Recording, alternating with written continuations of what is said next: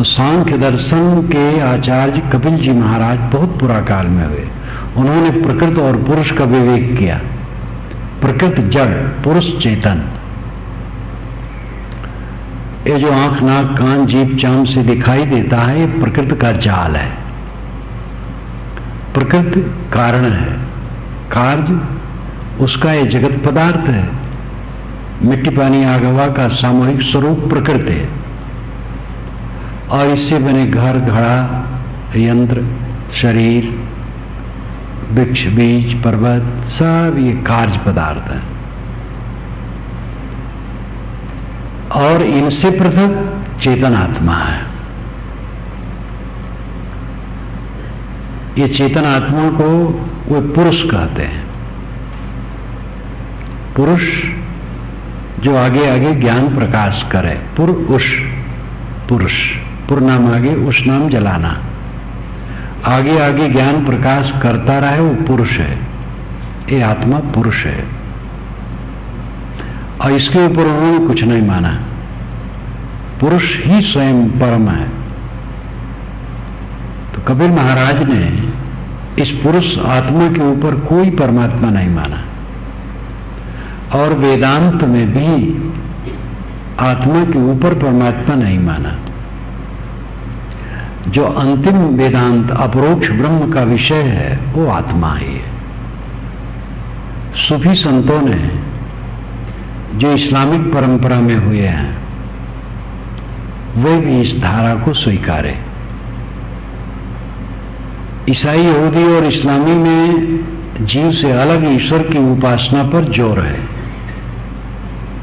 ईश्वर अलग है, जीव अलग है और उसी पर जोर है। लेकिन मुसलमानों में भी सूफी विचार जो निकला, उन्होंने यही कहता है खुदा खुद से जुदा मानो अधूरा है, दिखला दे खुद में खुदा पीर उसे कहते हैं।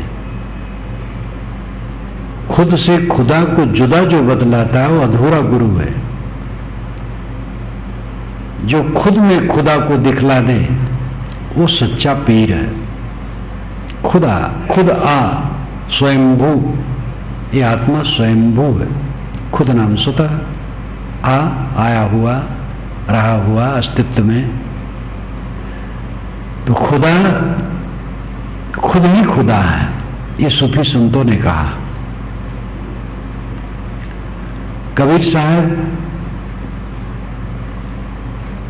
आज से 600 वर्ष पूर्व इस धरती तल पर हुए। वे समन्वय दृष्टि रखते थे और फटकारते भी थे। जहां कहीं गलत देखते थे नरम से कहते थे, कड़ाई से भी कहते थे।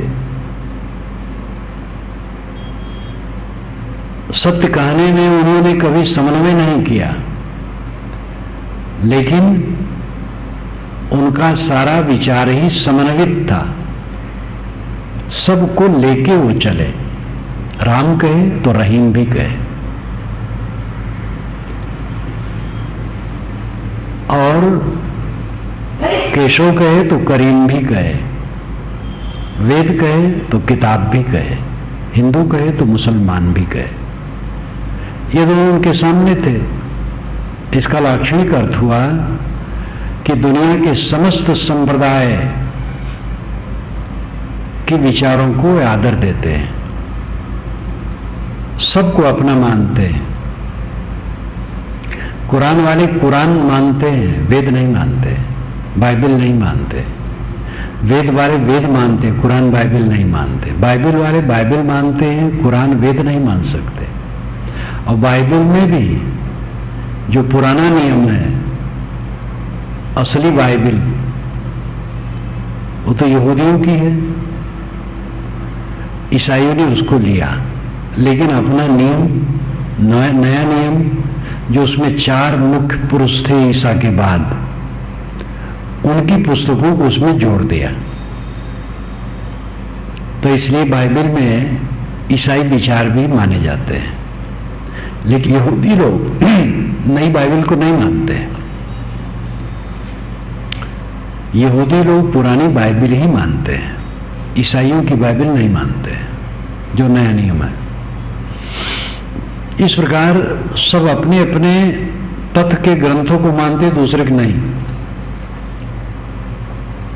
और अपने अपने ईश्वर को मानते, दूसरे के नहीं। राम कहने वाला रहीम नहीं कह सकता है, रहीम कहने वाला राम नहीं कह सकता है। किसी मस्जिद में जाकर के आप देख ले, वहां ओम, राम, ब्रह्म ये शब्द का प्रयोग नहीं होगा, और किसी मंदिर में अल्लाह, रहीम, करीम शब्द का प्रयोग नहीं होगा। कबीर साहब एक ऐसे संत हैं जो राम, रहीम, करीम, केशव, हरि, हजरत, वेद, किताब सबका आदर करते हैं, सभी पंथों को मानते हैं, सभी पंथों के ग्रंथों को आदर देते हैं, सभी के देवताओं के नामों का आदर देते हैं, सबका वे समन्वय करते हैं, लेकिन सत्य ज्ञान के लिए सही बात कहते हैं, निर्णय कहते हैं, उसमें मुरब्बत नहीं करते हैं। कबीर साहब ने राम उपास्य रूप में माना, राम हमारा उपास्य, हरि माना, ब्रह्म शब्द भी कहा, सारंग पाणी कहा, भजो सारंग पाणी। लेकिन ये सभी शब्दों का अर्थ उनका आत्मा परक है। ये कबीर विचारों के आलोचक जितने विद्वान हैं वो सब जानते हैं। एक बार मैं काशी में था तो आज अखबार वहां का बहुत प्रसिद्ध है, उसमें पढ़ा डॉक्टर शंपूर्णानंद का लेख था, शायद उस समय वो जीवित भी थे। तो कबीर के प्रति तो उनकी बड़ी भावना थी। डॉक्टर शंपूर्णानंद विद्वान थे, प्रकांड पंडित थे और नेता थे। अंतिम में राजस्थान के गवर्नर थे, वहीं से आए, अस्वस्थ हुए, शरीर छुटा है। तब मैं वहीं था, बल्कि जगन मीमांसा के लिए मैंने पत्र दिया था कि मेरी एक पुस्तक जगन मीमांसा छप रही है, उसमें मैंने एक आपका बड़ा संदर्भ लिया है, आप आज्ञा दीजिए। तो उन्होंने पत्र लिखा, स्वीकारा कि आप ले लीजिए, लेकिन 2 कॉपी छपने पर मुझे भी दीजिएगा। किंतु छपने के पूर्व ही उनका शरीर छूट गया। उनकी लाश मैंने बनारस में देखी। सबका होना है। डॉक्टर शंपूर्णानंद बहुत विचारक थे। उन्होंने कबीर संदर्भ में लिखा था कि कबीर ने हरि, सारंग पाणी, राम ये सभी शब्दों को लिया है, लेकिन कौन नहीं जानता है ये सब आत्मा परक है। उनका हरि अंतरात्मा है, उनका राम अंतरात्मा है, उनका सारंग पाणी अंतरात्मा है। यद्यपि ये शब्द सगुण उपासकों के हैं, वेदांत में राम नहीं है, वेदों में राम नहीं है। गोस्वामी जी ने भले कहा है कि वेदांत में सब में राम की कथा है, लेकिन ये बिल्कुल गलत है। न वेद में है, न वैदिक साहित्य में है, न छाव शास्त्रों में है, न उपनिषदों में है। राम शब्द उपासनी रूप में सगुण उपासकों के हैं। हर शब्द भी उपनिषद में नहीं है। वेदों में है तो हरि का अर्थ होता है घोड़ा, वाल्मीकि रामायण में हरि है, उसका अर्थ होता है बानर। हरि का अर्थ इष्ट के रूप में ये सगुण उपासकों का है। सारंग पाणी भी सगुण उपासकों का है। कबीर साहब ने इन सब को लिया, ये उनकी उदारता है। लेकिन जो भेद नहीं जानते वो समझते हैं कि कबीर साहब कहीं अलग परमात्मा मान करके उनकी उपासना की बात कहते हैं। लोग बोले दिल गए कबीर, ये मत कोई कोई जानेगा धीर। कबीर साहब जमाने में ही लोग कह रहे थे कि कबीर बहुत दूर पहुंच गए हैं, तो कबीर साहब ने कहा कि भाई लोग तो कहते हैं कबीर बहुत दूर पहुंच गए हैं, लेकिन ये मत कोई जानेगा धीर, कोई धीरवान विवेकवान इस ज्ञान को समझेगा कि दूर जाने का अर्थ क्या है। दूर जाने का मतलब है दुनियावी भावनाओं से दूर हो जाना, सांसारिकता से दूर हो जाना, मन इंद्रियों द्वारा प्रतीतमान जगत के प्रति जो हमारा आकर्षण है इससे बिल्कुल हट जाना और आत्मा में लौट आना, ये दूर जाना है। अपने से दूर नहीं जाना है। दूर कहीं परमात्मा नहीं है, न दूर स्वर्ग है, न दूर वैकुंठ है, न दूर मोक्षधाम है। परमात्मा ब्रह्म, राम, खुदा, गॉड, अल्लाह, ईश्वर, जितने भारी भरकम शब्दों का प्रयोग होता है नाना मतों द्वारा, उसका फलितार्थ, उसका लब्बोलबाब, उसका सार तत्व आपका अस्तित्व है, आत्मा। इसलिए आत्मा को पहचानो, अपने को पहचानो, अपनी तरफ लौटो। आत्मा की प्राप्ति परमात्मा की प्राप्ति है। आत्मा तो नित्य प्राप्त ही है। प्राप्त क्या करना है? समझना है और समझ करके ठहरना है, यही उसे प्राप्त करना है। अपनी ही वस्तु है, हम जानते नहीं थे तो अप्राप्त थी, जान गए तो प्राप्त हो गई। परमात्मा सदैव प्राप्त है। इस संदर्भ में मैं एक उदाहरण दिया करता हूं अपना, बहुत पुरानी घटना है कि एक युवक ने एकांत क्षण में मुझसे पूछा था, महाराज परमात्मा कब मिलेगा? तब मैंने उससे कहा था कि परमात्मा से बिछुड़ने की तारीख तुम बताओ तो मिलने की तारीख मैं बताऊं। तो स्तब्ध खड़ा रह गया था, खड़े खड़े वो पूछा, बड़ा भावुक था। फिर वो कभी मिला कि नहीं मिला तो पता नहीं। थोड़े दिन में आदमी बहुत जवान हो जाता, मोटा हो जाता, बेढंगा हो जाता है, तो मिले भी 10-15 वर्ष पर तो पहचानने में नहीं आता है। तो मिला भी होगा या न मिला होगा। उस समय मुझे लगता है कि वो 20-22 वर्ष का रहा होगा। बड़ा भावुक, बड़ा पवित्र भावना वाला। एकांत में मैं ध्यान में बैठा था, शाम का टाइम था और ऐसा लगता है झुरमुट था, कुछ जंगली हिस्सा था। वो पहुंचा तो मुझे आहट हुई, तो मैंने आंखें खोली। मैंने कहा भैया कैसे आए? तो बस तुरंत ही पूछा, महाराज परमात्मा कब मिलेगा? बड़ी खुशी हुई। इतनी उम्र का लड़का इस ढंग से परमात्मा के लिए बेताब हो, कितनी आनंद की बात। तो उसने कहा महाराज परमात्मा कब मिलेगा? तो मैंने कहा परमात्मा के बिछुड़ने की तारीख तुम बता दो तो मिलने की तारीख मैं बता दो। तो कुछ नहीं बोल पाया, चुप खड़ा। मैंने कहा बैठो, कुछ समझाया। परमात्मा बिछुड़ा नहीं है, इसलिए मिलना नहीं। परमात्मा आपसे अलग नहीं है। आप जानते हैं, सुनते हैं कि 5 ज्ञानेंद्रियों से परमात्मा परे है। अशब्दम रूपम गंधम, ये शास्त्रों में कहा है। वो शब्द गंध रूप रस से परे है और मन से भी परे है। यह मनसा ना मनते, जिसका मनन मन नहीं कर सकता है, मन इंद्रियों से परे है, अगोचर है। अब मन इंद्रियों से परे है और अगोचर है तो आप उसको कैसे पाएंगे?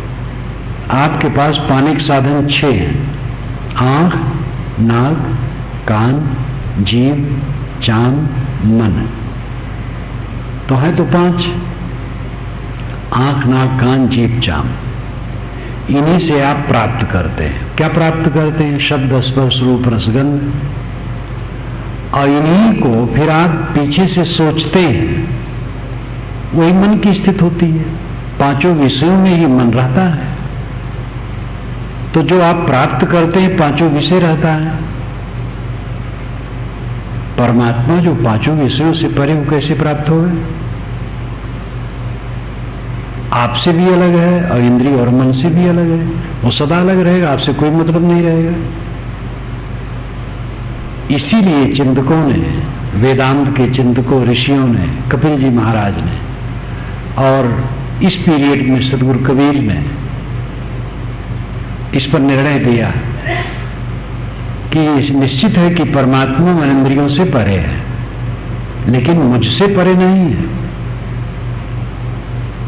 इसलिए परमात्मा ये आत्मा ही है। आत्मा से अलग परमात्मा खोज करके कह नहीं पाओगे। शब्दों के जाल में न उलझो। जहां तक एक तक सगुण उपासना की बात है, वो तो बहुत भोली धारणा है। भक्तों ने महापुरुषों को परमात्मा मान करके और उनके अंगों का इतना वर्णन किया है, उनके आंख, नाक, काल, गाल, हाथ, पैर, छाती, ग्रीवा, सबका बड़ा वर्णन किया। और गोस्वामी जी ने तो मर्यादा रखी है, सूरदास जी तो मर्यादा भी नहीं रखे, वो तो अश्लीलता में उतर गए। श्री कृष्ण की चर्चा राधा के साथ करके और गोपिकाओं के साथ करके इतना अश्लील कर दिया है कि उसमें काव्यरस तो है, व्यंजना बढ़िया है, अलंकार बढ़िया है, पढ़ने में मनुष्य का मन काव्य की दृष्टि से तो मुग्ध हो जाए, लेकिन तथ्य से हजारों कोस दूर है। जो परम उपास्य होता है वो कहीं हाथ पैर होता है क्या? वेदांत के ऋषि यही कहें, हाथ पैर की उपासना। किसी व्यक्ति की उपासना थोड़ी दूर तक है, गुरु भी व्यक्ति है। गुरु की उपासना का अर्थ है गुरु की बात मानो, आज्ञा में रहो और जो सेवा की चीजें वो करो, यही उपासना है। पानी दे दो, भोजन दे दो, कपड़ा धो दो और काम कर दो, या और उनके संबंधित जो काम है वो कर दो, जो उनकी आज्ञा है वो करो, ये उनकी उपासना है। और आगे उपासना ये भी हो सकती है कि अपने मन को ठहराने के लिए गुरु का ध्यान करो, लेकिन ये बहुत समय तक नहीं है। गुरु का ध्यान करते करते जिंदगी बीत जाए तो साधना कहाँ हुई? गुरु का आखिर गुरु हाड़ का शरीर ही के आधार में तो गुरु का ध्यान करोगे। तो क्या परमार्थ यही है कि किसी के शरीर का ही ध्यान करते करते मर जाए? कोई गुरु ये नहीं बताएगा कि मेरे शरीर का ध्यान करते करते मर जाओ। वैसे कोई गुरु तो ये नहीं बताएगा कि मेरे शरीर का ध्यान करो, लेकिन ये मान्य है कि किसी वैराग्यवान पुरुष या अपने गुरु का ध्यान करना मन के निग्रह के लिए आरंभिक साधना में ठीक है। मन विषयों में जाता है, विकारों में जाता है, तो गुरु के चित्र का ध्यान हो, बड़ा अच्छा है। किसी संत पुरुष का ध्यान हो। योग दर्शन में पतंजलि महाराज ने भी कहा, वीतराग विषयों व चित्तम, अनेक साधनाएं बताई, तो वाह कह करके अथवा, वाह अथवा, ये भी एक साधना है कि वीतराग को चित्त का विषय बनाया जाए। यानी चित्त ठहराने का आधार वीतराग, वैरागवान को बनाया जाए। जो वैराग्यवान है, जो विषयों से निवृत्त है, मानसिक विकारों से परे हैं, ऐसे वैराग्यवान का ध्यान करने से अपना मन वैराग्य में लगेगा, ज्ञान में लगेगा, निवृत्त होगा। तो आरंभिक साधना के लिए ठीक है, लेकिन ये बहुत दिन तक नहीं। फिर तो निर्विकल्प समाधि में जाना अंतिम है।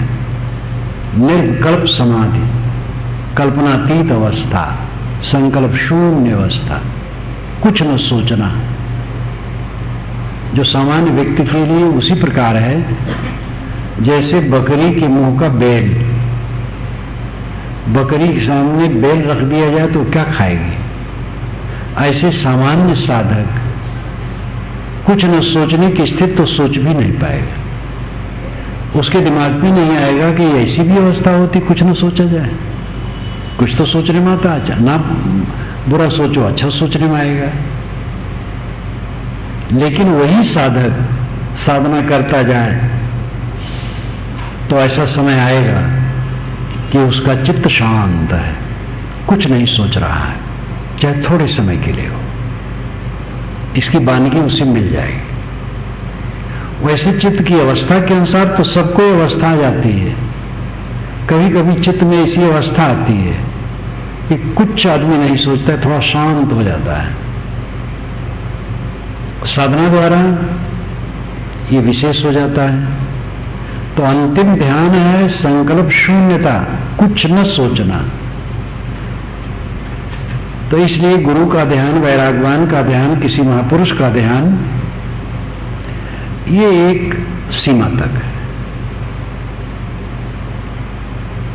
किसी सगुण भगवान का ध्यान भी इसी तरह है। किसी सगुण भगवान में श्रद्धा है तो मन में उसका ध्यान करके मन रोकना बुरा नहीं, लेकिन वो चंचल चित्त को स्थिर करने का आरंभिक साधन मात्र है। जिनको हम सगुण भगवान मानते हैं वे सब शरीर छोड़ चुके हैं, बहुत दिन हो गए, हजारों वर्ष। तो हमारी कल्पना ही तो होगी वो सांवले थे, गोरे थे, मोर मुकुटधारी थे, धनुर्धारी थे, कंबलधारी थे। ये केवल कल्पना ही तो करेंगे। और ये ठीक है कि इस अवस्था में बाहरी विकार नहीं आएंगे, अच्छा है, लेकिन ये भी एक मन की कल्पना है, ये अंतिम नहीं है। तो सगुण उपासक तो बहुत ही एकदम स्थूल शरीर की उपासना में उतर आए और उसको आरंभिक साधना नहीं कहा, अंतिम कहा। और इसमें समाज में बहुत भ्रम पैदा हुआ। वेदांत चिंतन छिप गया, सांख्य चिंतन छिप गया, और जो आत्म तत्व का विवेक है छिप गया। कबीर साहब ने इसके लिए झकझोर करके कहा, दशरथ सुत्य लोक ही जाना, राम नाम का मर्म है आना। राम नाम का मर्म कुछ और है। कहां कबीर ये हर के बूता, राम रमे ते कुकुरी पूता। राम तो कुकुरी के पूत में भी रमा है। सब घट मेरा साइया सोनी सेज न कोई। इसलिए प्राण मात्र को परमात्मा मान करके उन्होंने कहा सब राम है। उन्होंने कहा एक शब्द में मोह न करो, केवल राम में तथ्य को समझो।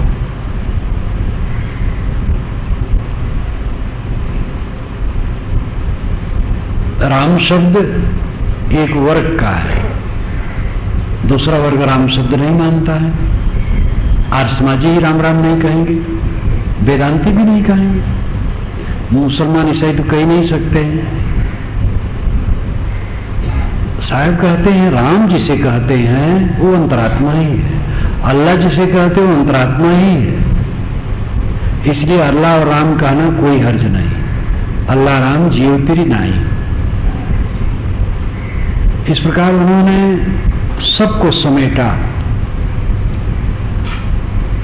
सगुण उपासकों के शब्दों को लिया। मैंने बीच में कहा था हरि, राम, सारंग, पाणी, ये सगुण उपासकों के शब्द हैं, ये वेदांत के शब्द नहीं है। लेकिन ये सबको साहब ने लिया और वेदांत के शब्दों को भी लिया, सबको आदर दिया। लेकिन उनके विचार बहुत खुलासा हैं। कस्तूरी कुंडल वसे मृग ढूंढे बन माए, तैसे घट घट राम है दुनिया जानत ना है। कोई कोई मृग के नाभि में कस्तूरी होती है और उसको सुगंधी वहीं से आती है, लेकिन वो समझता है कि कहीं बाहर से आ रही है, तो बाहर खोजता है। लेकिन वो बाहर नहीं है। अगर पता चल जाए कि कस्तूरी मेरी नाभि में है और वहीं से सुगंधी आती है, तो खोजने के चक्कर छूट जाए।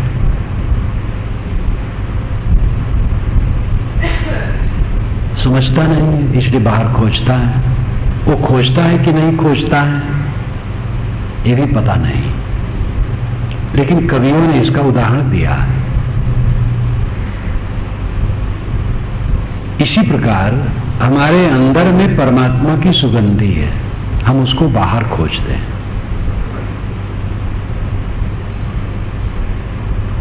और बाहर खोजते खोजते जिंदगी बीत जाती, वो मिलता नहीं क्योंकि बाहर है नहीं, वो तो अंतर है, भीतर है। परमात्मा की सुगंधी क्या है? परम सुख की इच्छा।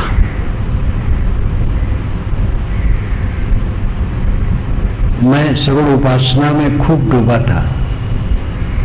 18 वर्ष की उम्र तक एकदम सगुण उपासना में श्री राम, श्री कृष्ण, विष्णु और शिव ये चार की उपासना में था। जब गुरुदेव हमारे मिले श्री राम सूरत साहब, उनसे मैंने प्रश्न किया, बातचीत होती गई, उन्होंने उत्तर दिया। जब मैं उनके पास आऊं तो झोला रख दूं उनके चौकी के नीचे और प्रश्न करना शुरू करो और प्रश्नोत्तर चलता रहे। मुझे आश्चर्य हो कि जिसको मैं मान रहा हूं वो खो रहा है। उन्होंने कहा खो नहीं रहा है, यथार्थता की तरफ तुम जा रहे हो, बाहरी दिखावा का रूप खो रहा है, असली चीज में तुम पहुंच रहे हो। और समझ हुई तो मुझे लगा कि असली परमात्मा को, असली राम को अब समझा। पहले तो स्थूलता की तरफ दृष्टि थी, बाहर का जैसे लोग मान रहे थे लोक रूप में, वैसी उसी रूप में था।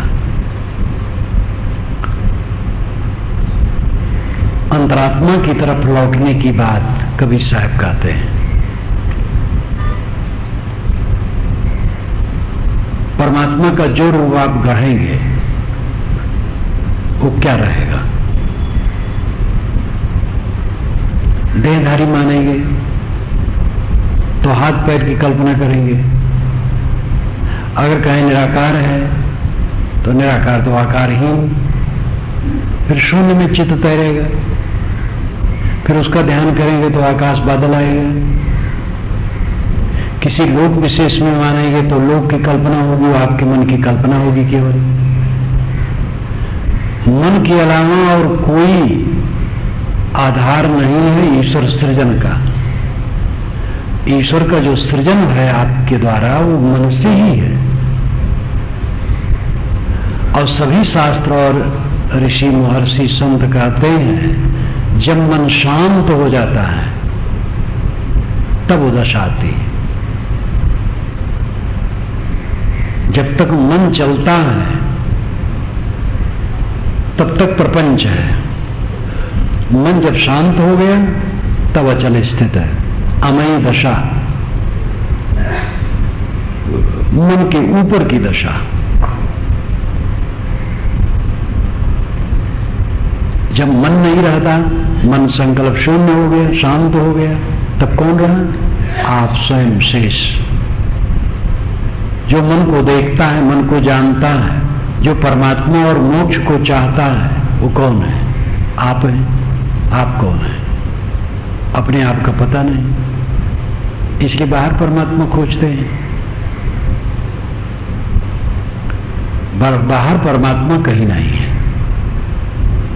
जो हमारा प्राप्तव्य परमात्मा है, जिसे पा करके मैं कृतार्थ हो सकता हूं, वो परमात्मा बाहर नहीं, वो आत्म अस्तित्व है, आपका होना है, आपकी सत्ता है। आपकी सत्ता से अलग आपको परमात्मा कहीं नहीं मिलेगा। ये भ्रम कटे बिना कोई अंतर्मुख नहीं हो सकता है। वो जब तक दुगदुगी लगी रहेगी बाहर से कुछ मिलेगा, मन निर्भ्रांत नहीं होगा। ऐसे ऐसे साधक हैं जो वैराग्यवान है, निर्मल है, दुनिया की कोई वस्तु नहीं चाहते, केवल शरीर गुजर लेते हैं, कुछ दुनिया की चीज नहीं चाहते, गुरु भी नहीं बनना चाहते, प्रचार भी नहीं चाहते, अपना नाम भी नहीं चाहते, सच्चे वैराग्यवान निर्मल मन के हैं, लेकिन बोध सही नहीं। अब वे बुढ़ा गए हैं, अंतिम में दुखी होते हैं कि आज तक परमात्मा ने दर्शन नहीं दिया, क्योंकि पुराणों में महाकाव्यों में लिखा है कि परमात्मा के दर्शन होते हैं, वेदों में तो नहीं लिखा है, उपनिषदों में भी नहीं लिखा, शास्त्रों में भी नहीं लिखा है। जो ज्ञान के खास ग्रंथ पुराने हैं वो उपनिषदें हैं, और उसके बाद 6 शास्त्र हैं। तो किसी उपनिषद में नहीं लिखा है कि परमात्मा के दर्शन होते हैं, और 6 शास्त्रों में भी कहीं नहीं लिखा है कि परमात्मा के दर्शन होते हैं। ये पुराणों महाकाव्यों में लिखा गया है, और फिर पीछे किताबों में। और इस भ्रम में ऐसे सच्चे साधक जो निर्मल मन के हैं, वो अपने को अधूरा मानते हैं कि अभी परमात्मा का दर्शन नहीं हुआ, और दुखी होते हैं, वो दुखी होकर मर जाते हैं। चैतन्य महाप्रभु के गुरु के गुरु भाई थे चैतन्य महाप्रभु, बंगाल देश के, आज से 600 वर्ष पूर्व। उनके गुरु के गुरु भाई थे जो कट्टर, वो भी कृष्ण उपासक थे, वृंदावन में रहते थे। जब शरीर छूटने के समय आया, वृद्ध थे और सच्चे वैरागवान थे, जमीन पर लौटने लगे, रोने लगे, हे कृष्ण भगवान, आपके दर्शन के लिए मैंने गांव छोड़ा, घर छोड़ा, देश छोड़ा, वृंदावन में पूरा जीवन बिता दिया, अब आज भी दर्शन नहीं दे रहे हैं। फूट फूट के रोने लगे। तो उनका एक शिष्य खड़ा था, मेधावी, कहा महाराज ये शरीर वृंदावन है, आत्मा कृष्ण है, बाहर किस कृष्ण को आप खोज रहे हैं? तो उन्होंने कहा कोई है नहीं, इसको पकड़ करके बाहर करें। उनको अच्छा नहीं लगा, क्योंकि उनको पक्का निश्चय था कि कृष्ण भगवान मिलते हैं। इतने सच्चे संत, इतने वैराग्यवान, लेकिन बोध न होने से वो कृष्ण भगवान से मिलना चाहते थे। कैसे मिल सकते हैं? कोई कबीर साहब से मिलना चाहे, कबीरपंथी, कैसे मिल पाएगा? ऐसे ऐसे भावुक कबीरपंथी हैं। कबीरपंथ में भी सब विचारधारा के ही लोग नहीं, भावुक भी, और वो कबीर साहब के दर्शन चाहते हैं। और कितने लोग यहां तक साहस करते हैं, कहते हैं मैंने कबीर साहब को देखा है। एक भक्त ने तो मुझसे ही कहा, वो अपने घर ले जा रहा था, तो गाड़ी में पीछे बैठा था, आगे बैठा था, तो मुंह घुमा घुमा के मुझसे कहे। तो फिर बात करते करते कहा महाराज मैं कबीर साहब का साक्षात दर्शन किया हूं। तो मैंने कहा मैं तो आपके दर्शन से ही कृतार्थ हूं। तो चढ़ गया, वो समझा मुझे कि बेन कर रहे हैं। अब ऐसे भावुक लोग हैं, कैसे कबीर साहब के दर्शन होंगे? कबीर साहब शरीर कब छूटा, उनके शरीर का कण कण कहां गया, कैसे दर्शन कर सकते हैं? तो ये विचार करना कोई बुरा है? इतना भावुक बन जाए, इतना आंख में पट्टी बांध ले। जो महापुरुष शरीर छोड़ चुके हैं, चले गए हैं, उनके आप दर्शन कैसे करेंगे? हाँ, उनके अच्छे विचार, अच्छे आचार से प्रेरणा लेकर के आप कल्याण कर सकते हैं। तो बोध न होने से आदमी भटकता है, अलग परमात्मा खोजता है, अलग से भगवान को पाना चाहता है। भगवान बाहर नहीं, परमात्मा बाहर नहीं, हमारा ब्रह्म, हमारा खुदा, हमारा गॉड बाहर नहीं है, अंतरात्मा ही परमात्मा है। इसलिए बाहर पाने की तृष्णा छोड़ दो, भ्रम छोड़ दो, भटकाव छोड़ दो, जरूरी काम करो, वो है मन वाणी कर्मों को शुद्ध करना। ये काम तो लोग करते नहीं, परमात्मा के लिए व्याकुल है। परमात्मा कब मिलेगा? वैसे व्याकुल भी लोग नहीं हैं, दिखावा का ज्यादा है। व्याकुल होगा तो कोई दुर्लभ पुरुष होगा, उनकी मैं प्रशंसा करूंगा जो सच्चे दिल से व्याकुल हो, और व्याकुल होगा तो सही रास्ता भी पा जाएगा। कभी जिसको सच्ची लगन होती है तो धीरे धीरे रास्ता भी पा जाता है। मेरे गुरुजी ने मुझसे यही कहा था जब मैंने उनको पहली बार घर बुलाया जहां मेरा जन्म हुआ था। तो गुरुजी गए और एक संत साथ में थे, तो संत भोजन बनाए।